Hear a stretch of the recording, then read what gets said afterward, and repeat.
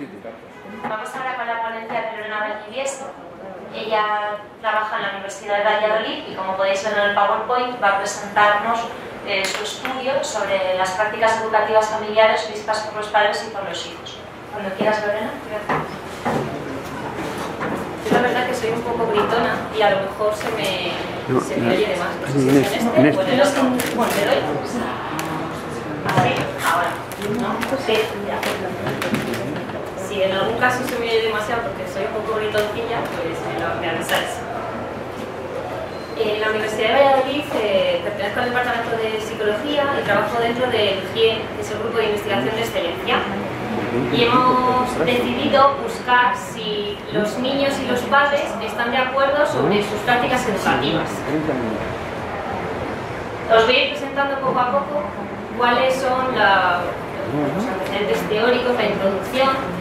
Disculpadme porque la presentación está en otro formato y no tengo manera de proyectarla. Está en el formato nuevo del Microsoft Word y no funciona con esto. Entonces, a lo mejor hay partes que no se van a poder ver. Fundamentalmente nos centramos en los estilos educativos familiares, que se definen como esquemas prácticos que ¿sigues leyéndolo un poquito? Así parece que sí. Lo definimos como esquemas prácticos que reducen las múltiples y minuciosas prácticas que los educadores llevan a cabo y luego las reduces a otras pequeñas dimensiones que, si se relacionan entre sí, se combinan, dan lugar a los diversos tipos que existen dentro de las familias.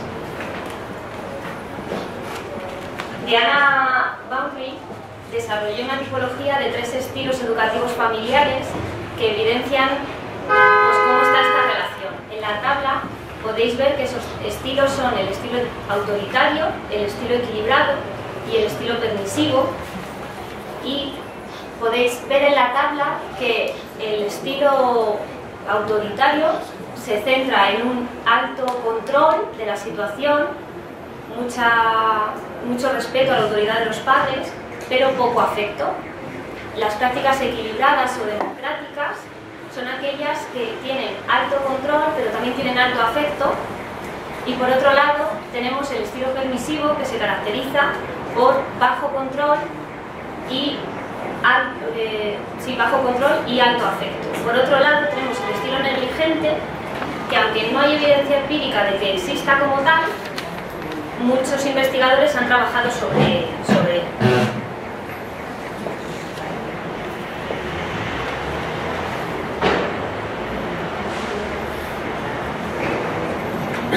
Encontramos diversos estudios que trabajan sobre esta línea. En 2005, Alonso y Román diseñaron una escala para poder evaluar las prácticas educativas familiares, tanto de los padres como de los hijos, en edades de 3, 4 y 5 años. En 2005 también, Mincy buscó una correlación entre esos estilos educativos parentales y la depresión y la ansiedad. ¿Qué correlación existía? Por otro lado, Henao Ramírez y Ramírez en 2007 afirmaron que los beneficios del estilo equilibrado daban lugar a niños mucho más responsables, mucho más seguros, curiosos y capaces de asumir retos.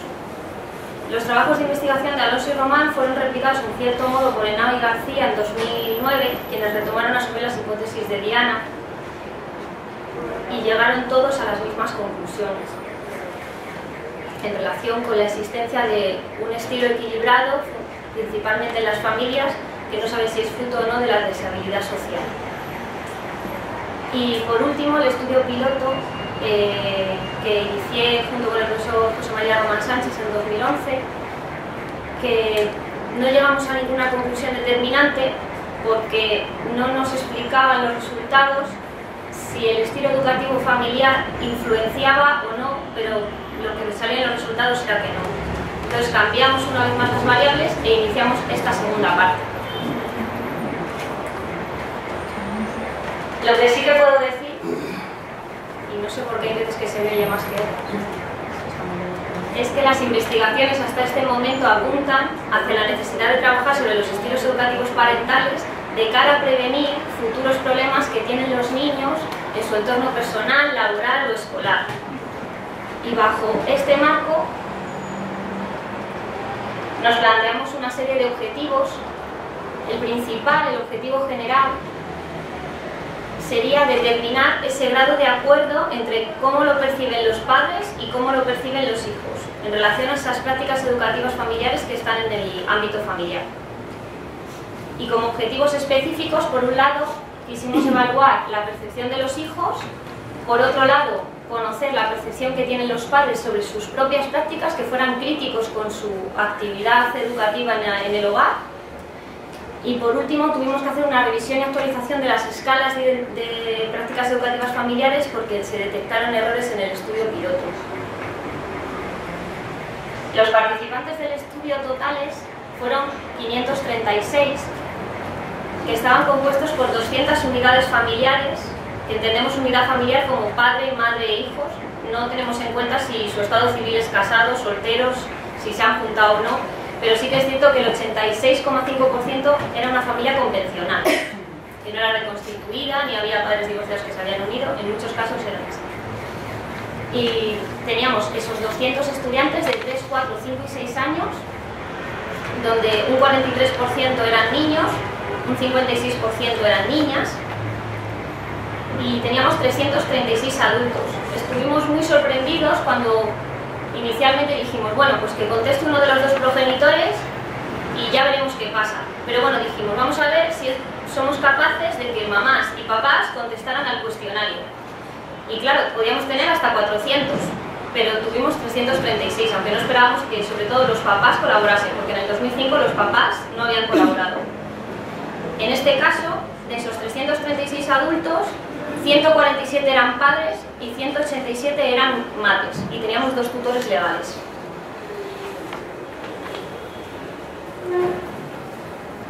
Lo que sí que detectamos es que la edad media de los progenitores había aumentado de un estudio al otro, siendo la media de edad de unos 40 años cuando los niños tenían entre 3 y 6. Y en el estudio anterior tenían una media de 36-37 años, y ha supuesto un retroceso de 3 años en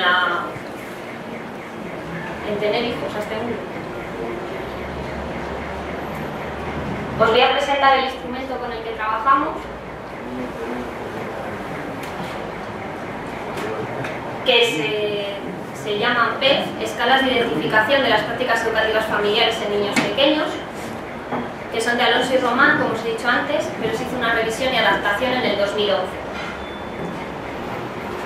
Utilizamos por un lado la escala abreviada de los adultos, que estaba compuesta por 54 ítems, con una escala de respuesta tipo Likert de 0 a 5, de más a menos, de menos a más en este caso, donde 0 era nunca y 5 era siempre, y una escala para hijos que se diseñó específicamente para conocer la percepción infantil en los mismos entornos que se estaba evaluando a los padres, que eran de los mismos ítems, lo único que se redujo el número a 27 para que los niños fueran capaces de irnos respondiendo y fuera más accesible para ellos. El procedimiento que llevó a cabo esta investigación se inició, como os he dicho antes, con el estudio piloto del 2011. Posteriormente se detectaron los errores en la escala, que dificultaban mucho las labores estadísticas, y vimos que padres algunos de ellos tenían problemas para entender y comprender cuál era lo que se les estaba preguntando, entonces dejaban preguntas sin contestar. Por ello se actualizó el lenguaje de la escala, se hizo una revisión lingüística por expertos, y posterior ya se firmó un convenio de colaboración entre nuestro grupo de investigación y diversos colegios de Valladolid que pertenecen a una asociación de talentos Escuela Vedruna, porque era imposible acceder a la muestra. No conseguíamos padres que voluntariamente quisieran colaborar con nosotros. Lo que no sabemos bien es si se creen que íbamos a crearles un trauma a sus hijos o no, cuando simplemente investigadores iban a hacer una entrevista con ellos, en las que íbamos a hacer juegos y les íbamos a hacer unas preguntas, que tampoco les íbamos a hacer nada, pero nos costaba mucho. Entonces se llevó a cabo este convenio. Se hizo una reunión informativa con las familias para que nos conociesen y viesen que, bueno, que éramos personas de confianza. Las familias tenían que responder a los cuestionarios, tenían 2 opciones, una vía en papel y otra vía electrónica, si les damos más facilidad para que en sus ratos libres pudieran respondernos. Y a los niños se les entrevistaba para responder a las preguntas, porque con 3, 4, 5 y 6 años era imposible pasarles cualquier cuestionario. Y de hecho no hemos encontrado hasta el día de hoy ninguna investigación acerca de las prácticas educativas familiares con niños tan pequeños y su correlación con los éxitos y fracasos escolares. Creemos que es por la dificultad de acceso a la muestra por un lado y que no es tan fácil como llegar a una clase y dar unos cuestionarios y que te respondan 60 niños en una hora. Aquí es cada niño una hora y otro niño, así uno tras otro.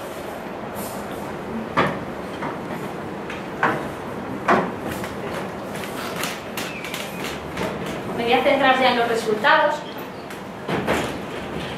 Como no sabía muy bien el público al que iba a estar destinada, lo que he hecho ha sido un pequeño resumen de los procedimientos estadísticos que hemos llevado a cabo y cuáles son los paquetes estadísticos con los que hemos trabajado. Pues no estaba seguro que todo el mundo fuera psicólogo, por supuesto. Sabía que había mucho más periodistas y... Bueno, pues así creo que va a ser accesible. Pues si tenéis cualquier duda en cualquier momento me lo preguntáis. Hemos hecho un análisis de datos mediante el software R. Hemos hecho un contraste de normalidad mediante un paquete que se llama Nortest. Se ha trabajado con la TED Student para poder comparar dos muestras independientes, que uno serían las familias y otro serían los niños. Un coeficiente de correlación interclass mediante el paquete IR. Y como había algunos espacios en blanco de los papás, hacía falta completar esa información de forma válida y se ha hecho por el método de los cabecinos.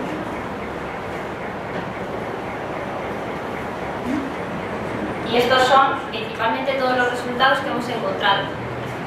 Los hijos opinaban acerca de su padre y de su madre de forma independiente en esos tres estilos.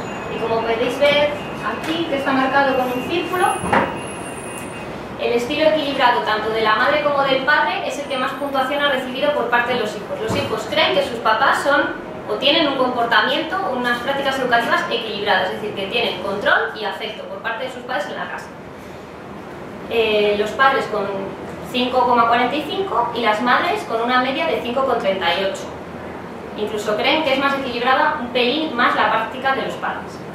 El estilo autoritario sería el segundo más utilizado tanto por las madres como por los padres, con 2,31 y 2,29, y el estilo permisivo sería el que menos utilizarían los papás, que no les consienten todo lo que los niños quieren. También es cierto que nosotros hemos percibido en las entrevistas realizadas a los niños que muchas veces cubrían las actuaciones permisivas de sus padres por miedo a perderlas. Porque tú les preguntabas si te dan algún regalo y te hacen tal o te ayudan a hacer los deberes y ellos decían no, pero luego cuando se acababa y estabas con ellos en otros ratos te decían pues sí, porque me lo hace pero no te lo conté. Entonces bueno, sabemos que les estaban encubriendo un poquito. En el siguiente gráfico, que se ha movido un poquito, comparábamos los resultados de los niños, la parte del papá con la de la mamá, para ver si realmente esas diferencias que no se percibían en el primero porque eran bastante iguales entre la mamá y el papá, eran realmente así. Y entonces vimos que no se podía rechazar la hipótesis de igualdad, por lo tanto, es verdad que los papás y las mamás se comportaban de la misma manera. Sorprendente respecto al anterior estudio, como luego veréis en las conclusiones también, porque los padres se están implicando más en el cuidado de los hijos, en acudir con ellos a los parques, en buscarles a los colegios y en ayudar en las tareas domésticas. Eso se está traduciendo en que los niños perciben que sus padres colaboran en casa, y en el estudio del 2005 eso no se veía. Posteriormente, con el objetivo específico 2, que es la percepción que los papás y las mamás tienen de sus propias prácticas, podemos ver que ellos se consideran equilibrados casi en un 65 puntos. Podían dar hasta 90 puntos en cada estilo, pero ellos 65 de los puntos los consideran equilibrados. No son demasiado equilibrados, pero bueno, bastante. Y luego ellos creen que tienen más actuaciones también autoritarias y también muchas actuaciones permisivas, con 38 puntos y 26 puntos.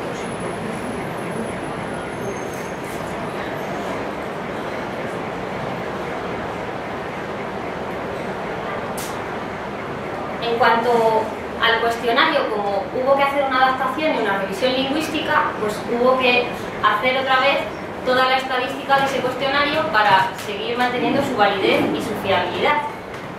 Entonces se realizó un análisis factorial confirmatorio para verificar sobre todo la normalidad multivariada, la homogeneidad de las varianzas y la multicolectividad. se utilizó el paquete estadístico Semplon para hacer la representación gráfica. En este gráfico podéis ver que no existen problemas graves de normalidad, que se ve aquí que la simetría y la kurtosis no aparecen en negrita, por lo tanto la muestra es bastante homogénea y se puede utilizar para el estudio. Si existiesen problemas aquí, pues seguramente no podríamos. Se rechaza la homogeneidad de varianzas, por lo que el ajuste del modelo se tiene que hacer con unos datos normalizados, porque la escala original no nos lo permitía. Si veis aquí está en negrito que tiene un problema en la homogeneidad de las varianzas, y en cambio los datos normalizados sí que los podemos utilizar. Y por otro lado, las correlaciones nos indican que no hay ninguno de los ítems que midan la misma cosa.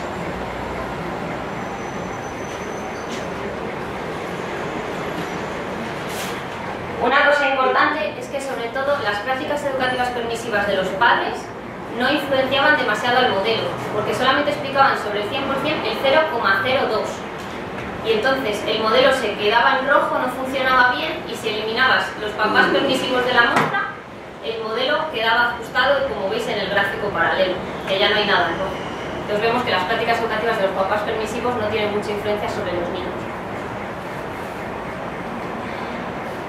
Hasta aquí era todo muy bonito, pero el mayor problema que tuvimos es que dijimos, vale, en estilo están de acuerdo papás y niños, pero el problema es que si descendíamos a los ítems que había contestado cada papá y cada niño en cada uno de los ítems, ahí ya no coincidía. Entonces, pues tuvimos que hacer otra prueba, que es el coeficiente de correlación interclase, en el que veis ahí en el circulito azul que CCI es igual a 0, y eso indica que es lo mismo que si lo hubiéramos obtenido por fruto del azar, que si esos padres no fueran padres de sus hijos podríamos haber obtenido las mismas respuestas, porque a nivel global la muestra, vale, sí, coincidía, pero a nivel de ítem no coincidía.